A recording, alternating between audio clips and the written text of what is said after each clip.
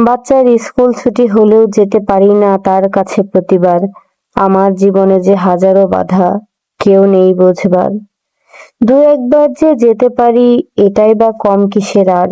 যদি এটুকু সুযোগ না পেতাম, এটা ভেবে মনকে সান্ত্বনা দিই হাজারবার। নানুর বৃদ্ধ হওয়া মুখখানি ভাসে আমার চোখে সব সময়। মন চাই সারাটিক্ষণ জড়িয়ে রাখি আমার বুকের কিনারায়। কিন্তু সেটা কি আর সম্ভব? সে তো এখন পুরোটাই অচেতন মানুষ। আজ আমাকেও সে আর চিনবে না। অথচ একটা সময় আমি ছিলাম তার কলিজার টুকরা। আমাকে সে না চিনলেও মাঝে মাঝে আমার নামটি বলতে সে ভুলে না। এতেই বোঝা যায় আমি তার কাছে কতটা ছিলাম প্রিয় আর কতটা ভালোবাসা। জানি না তার শেষ যাত্রায়ও আমি তাকে দেখতে পারবো কিনা। নানাকে দেখিনি, নানুকেও যদি না দেখি, তবে আমি হব পৃথিবীর একমাত্র অভাগা।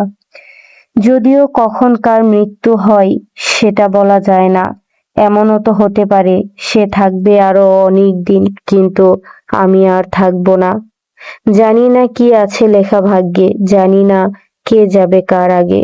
শুধু আল্লাহর কাছে এটুকুই চাওয়া, শেষ যাত্রায় দুজনই যেন দুজনকে দেখতে পারি। তাহলে এটাই হবে সবচেয়ে বড় পাওয়া। এই কথাগুলো লিখেছিলাম নভেম্বর 2025-এ। আর আমার নানু মারা যান 30 জানুয়ারি 2026।